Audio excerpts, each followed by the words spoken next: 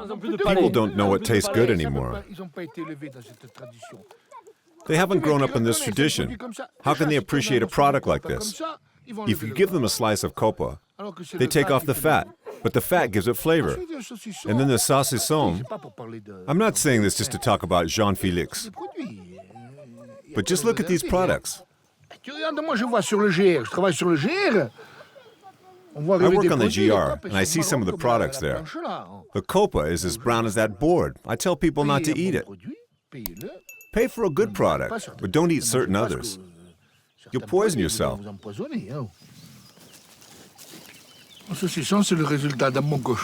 good saucisson is a marriage of good pig, knowledge, and then good maturing in a good cellar. Those are the three criteria.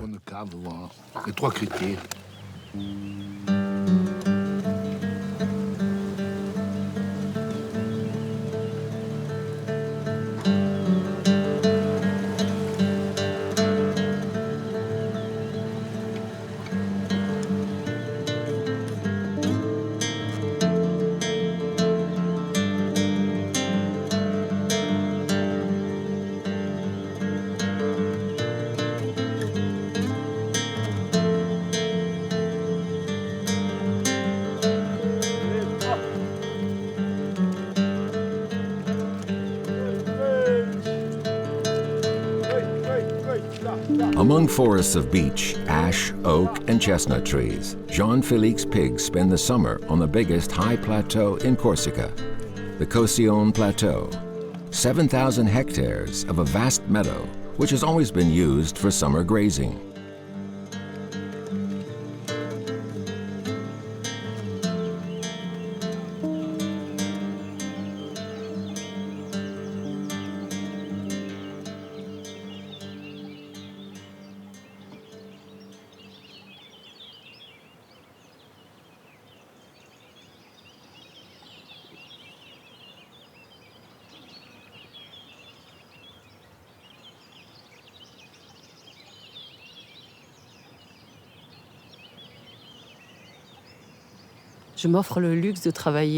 I have the luxury of working in this setting, with all the elements, being close to the sea, a beautiful view of the mountain, the sun, the wind.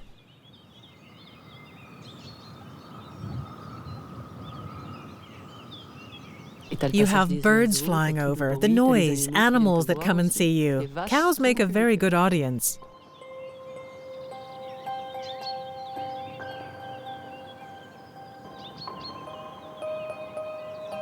These are hunter's cartridges that I find out walking. It's a bit like flower, flower, flower, rifle.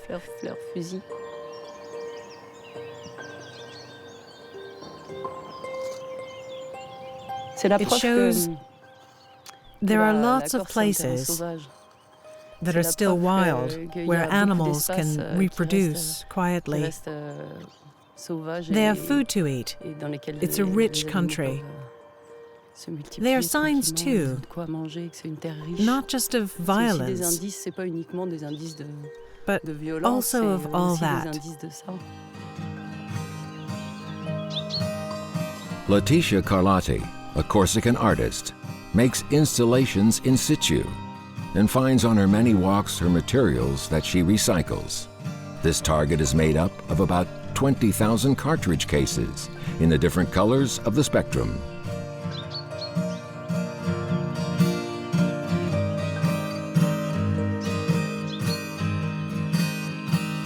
A green gesture, a proposal for a rural economy in transition. This Corsican artist spends her time discovering her island, meeting the men and women who make up the rural world.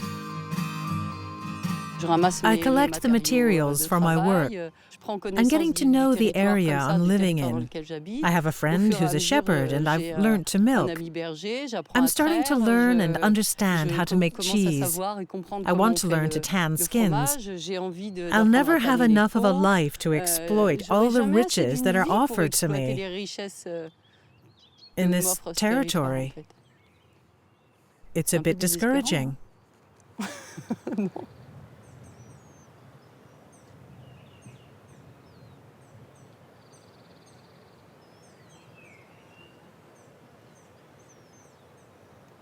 And I like it here. It means I can live in different places and extend my exploration of the Corsican territory and really make it my island.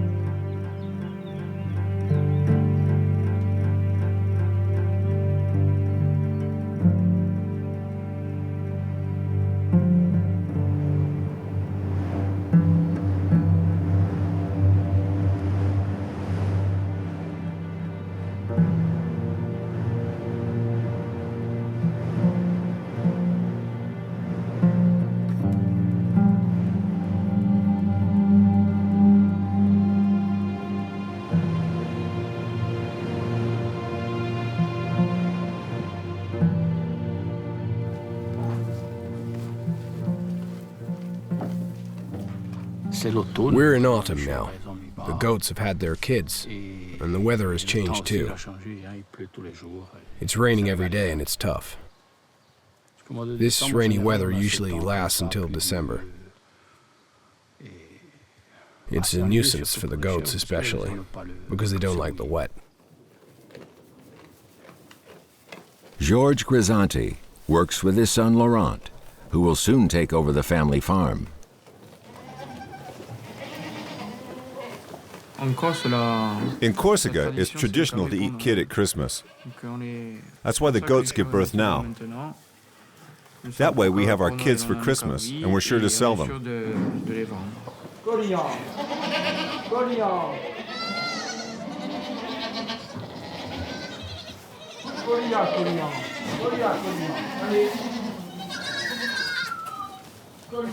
Every kid belongs to a goat. Of course, there's always one. You don't know who it belongs to. You go through all the goats who have had kids, and then you find her. There's one who's still waiting.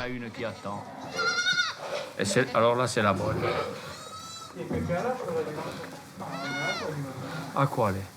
Ce n'è più? No. Qui è. Paolino! Paolino!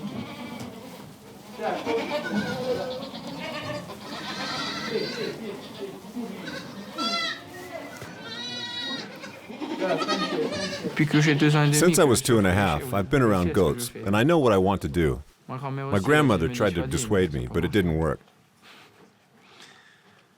You know what to expect. You know the work that's involved. You know that sometimes the weather can cause difficulties. Some years are better than others.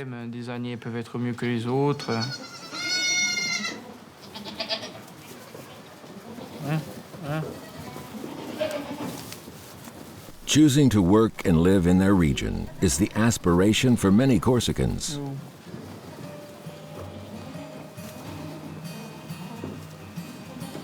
It's more than a life choice. It's a commitment to keeping their village and region alive, so this island doesn't become just a beautiful museum.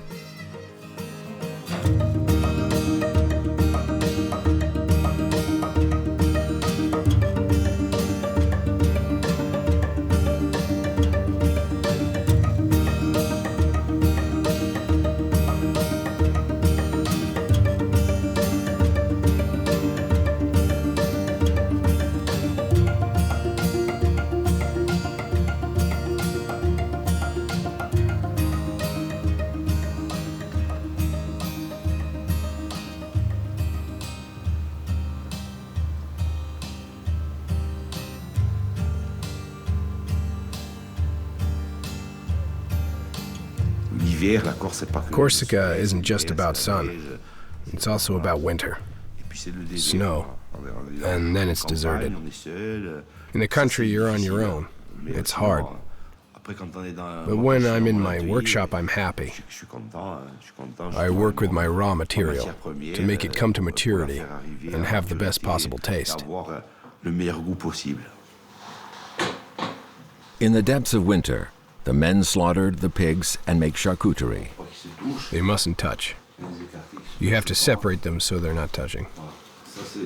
The famous Corsican charcuterie only represents 10% of the total amount of charcuterie produced on the island. Generally, at the start of summer, the only charcuterie remaining for sale is made from the carcasses of animals from industrial farms on the mainland and stamped as Corsican charcuterie because it's processed on the island. After finally gaining the AOC label, breeders like Jean-Félix Giorgi are also campaigning for a red label for pigs bred locally, but from different breeds. We take the time to dry these products and to let them mature. It's a different taste. The raw material is different too, so everything is different. And that's what can really be called Corsican charcuterie.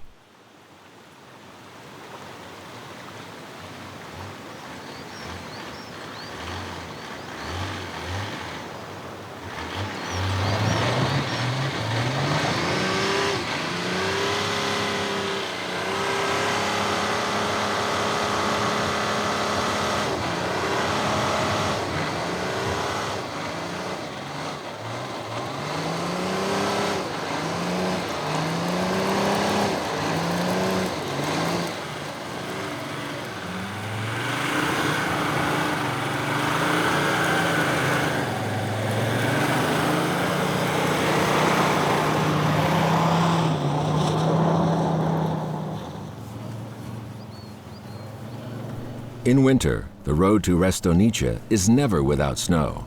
So at this time of year, you need a good reason to try to get to the upper part of the Restonica, Corsica's best-known river.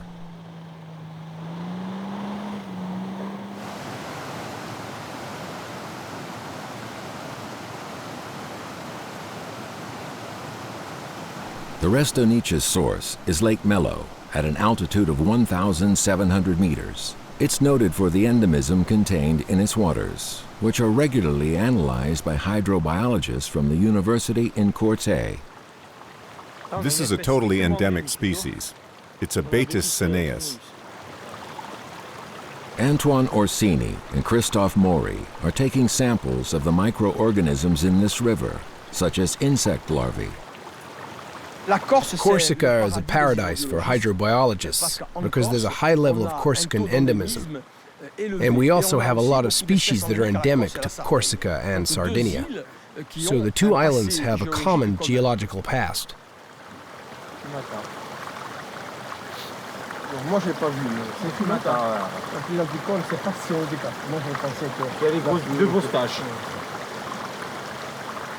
Today, in these samples that we've taken, we have 100% endemic species.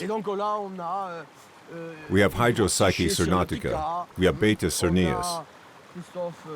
You can tell with names like that these species aren't found anywhere else. What else have we got? Ecdionorus corsicus. So you see why it's special.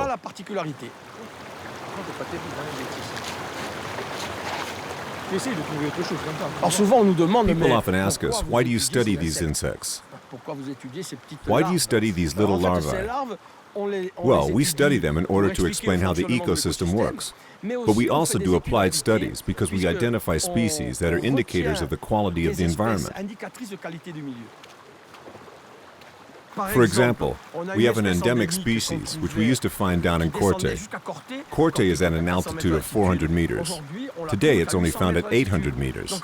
So gradually, its place in the environment is being reduced, and the creature has to seek out cool water at altitude. That's a problem. And we see the impact of climate change from these things.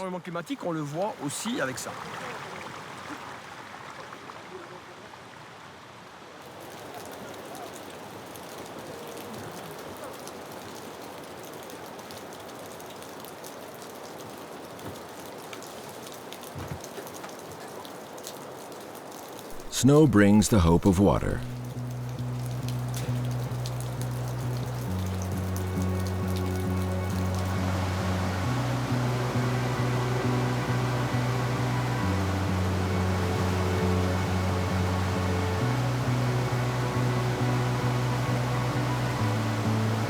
And water is one of the riches of Corsica. It has allowed the rural world to develop and people to live in the mountain areas.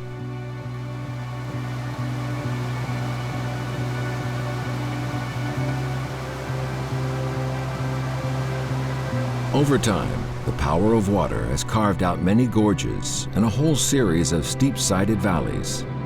The Liamone, the Rizzanese, the Gravone, the Taravo, the Golo, the Tavignano, the Restonica all flow here, 24 rivers covering over half the island.